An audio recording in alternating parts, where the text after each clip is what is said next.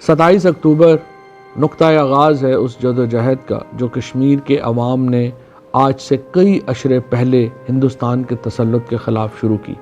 اس جدوجہد میں ماؤں نے اپنے لال، بہنوں نے اپنے بھائی، سہاگنوں نے اپنے سہاگ اور بچوں نے اپنے والدین کھوئے ہیں۔ ہزاروں لوگ مسنگ پرسنز بنے ہیں جو بھارتی جیلوں میں دم توڑ گئے۔ جب اغوا ہوئے تو اس کے بعد وہ کہاں گئے؟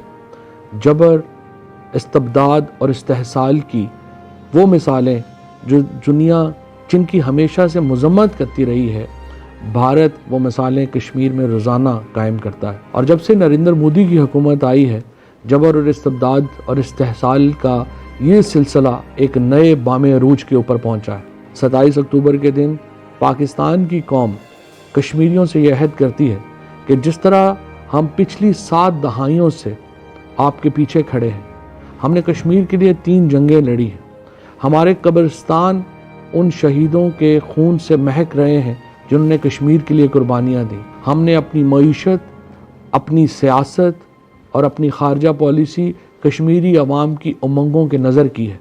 ہم اسی جذبے سے عمران خان کی حکومت آپ کے پیچھے کھڑی ہے۔ آج وزیر اعظم عمران خان کشمیر کا سفیر ہے اور پوری دنیا میں کشمیر کے مسئلے کے اوپر سب سے بھرپور آواز اٹھائی جا رہی ہے۔ انشاءاللہ جبر کا یہ دور ختم ہوگا، انشاءاللہ آزادی کا سورج طلوع ہوگا، اور انشاءاللہ کشمیر کے لوگ وہ دن بھی دیکھیں گے جب ان کی اپنی حکومت ہوگی، انشاءاللہ۔